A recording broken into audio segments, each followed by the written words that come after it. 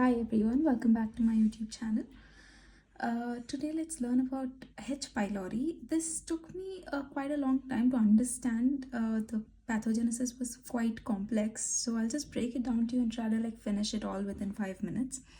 So first of all, H. pylori is a gram-negative bacilli. It has flagella, so it's motile, so it is unipolar flagella. And one of the most important, man is the most important reservoir host of H. pylori. Coming to colonization of the gastric mucosa, first of all, the important factor acting here is the motility. So this motility is because of flagella. It allows it to remain in viscous environment of mucus. Coming to acid resistance, H. pylori releases an enzyme called urease, and this urease breaks down urea into ammonia. So what happens, this ammonia buffers the gastric acid so that it can help the bacteria thrive in the acidic environment. Also, amidase and agenase are there, which produces ammonia, right?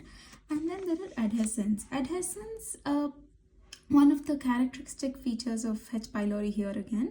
These are similar to blood group antigen binding adhesins. That is, these bind to the Levi's blood group antigen. And coming to adherence, it's because of the lipoprotein. It's present all over, right? And then coming to resistance to oxidative stress, see, because of the reactive oxygen species, that is the free radicals produced here, there is some sort of resistance because they produce detoxifying enzymes here. So all of these factors, 4 factors, one is motility, acid resistance, adhesins, and resistance to oxidative stress, help in thriving of this H. pylori in the gastric mucosa, right? Come to pathology of it. Pathology, one of the most important features is produces VAC-A. So what is VAC-A? VAC-A is a vacuolating cytotoxin. This induces formation of vacuoles in epithelial cells. It kind of acts like an apoptotic factor, right? And then there is CAG-A. So CAG-A is cytotoxin associated gene. This mainly disrupts the cell integrity. It acts on the cytokines and also expresses the proto-oncogenes and increases inflammation, right? Next we have molecular mimicry. Like I told you, the lipopolysaccharide of H. pylori has that is these adhesions. They are binding to the Levi's blood group, right? So they're very similar to the Levi's blood group antigen. They causes immune tolerance because it is similar. So these have these cause an immune tolerance by down-regulating the T cells.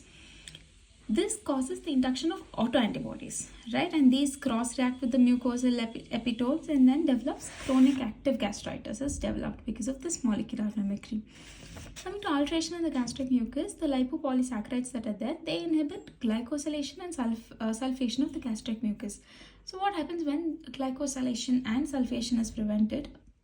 That the mucosal function is reduced. So the protective function, whatever is there from the mucus, it's reduced, and the vulnerability of the epithelial cells to acid. So the epithelial cells can easily get damaged because of this, right?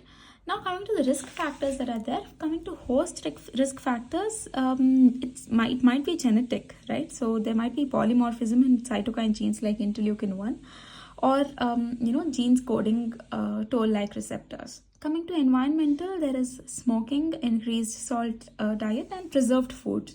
Very important factors which help in which indicates an H. pylori infection, it increases the risk for H. pylori infections. Coming to clinical features, first one is an acute gastritis. It can be either antral gastritis or pan-gastritis. Coming to antral, it predisposes to duodenal ulcer, and pan-gastritis can predispose to adenocarcinoma of stomach. Coming to another important clinical feature is PUD, that is peptic ulcer disease. So what happens? H. pylori induced inflammation that is there. It inhibits the stomatostatin producing D cells, right? We know that D cells produce stomatostatin, and it inhibits that and increases the gastrin release. When somatostatin is not there, that means gastrin is released. And so increased gastrin release and increased meal stimulated acid release, this all causes duodenal ulcer and gastric metaplasia, right? And then other features are chronic atrophic gastritis, autoimmune gastritis, pernicious anemia, marked lymphoma, all of these. So there are some conditions which can be protective for this H. pylori infection. So what are those conditions? First we have GERD, that is gastroesophageal reflux disease. And then we have Barrett's esophagus, adenocarcinoma of esophagus, and allergies such as asthma. Right? Coming to lab diagnosis, very important. First of all, we have to know that there are two types of lab diagnosis of H. pylori. One is invasive, second is non-invasive. When we see what are invasive, first one is first the sample, obtaining the sample, we have to do an endoscopy guided biopsy from the gastric mucosa, and that when you stain it histopathologically, we use a Wharton starry silver stain, and the bacteria appear as a black curved rod, right? Coming to microbiological studies, when we do gram staining, it is curved gram-negative bacilli, and culture is the most specific. We use Skirrow's media and chocolate agar. The incubation is done at 37 degrees under microaerophilic conditions. That is, we do it under 5% of oxygen.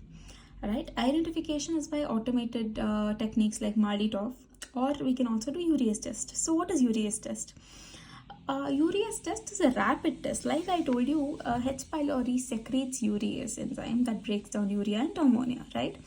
So what happens? This biopsy urease test is a rapid test that detects urease activity in gastric biopsies. It uses a broth containing urea and pH indicators. Next, coming to non-invasive tests, these are done bedside, right? So one is the urea breath test. That is, the patient drinks a solution of urea labeled with non-reactive carbon-13 and then blows in a tube. If H. pylori is present, that is, urea is hydrolyzed into carbon dioxide, obviously, right? So this carbon dioxide is labeled because the labeled carbon was used. So labeled carbon dioxide is detected by mass spectrometry, and it is the best test to detect live bacteria. It is very consistent and accurate. It is most sensitive, quick and simple. It is also used to monitor treatment response. And then other non-invasive tests are fecal antigen. This can also be used to detect monitor the treatment response as well as screening in children. And then antigen detection is done by ELISA, detecting IgG. Alright, that is for H. pylori. Thank you so much for watching.